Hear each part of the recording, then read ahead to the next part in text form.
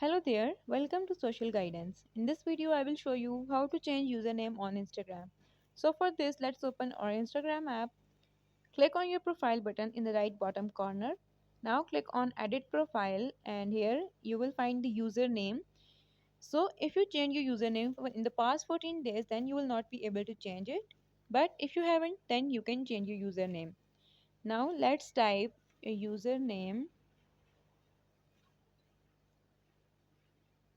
Make sure to choose the username that is available.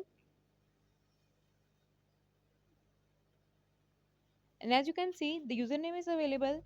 Then click on this tick button and then you will be able to change your username on Instagram. So if this video helped you, leave a like on the video and make sure to subscribe our channel. Thank you for watching. Bye.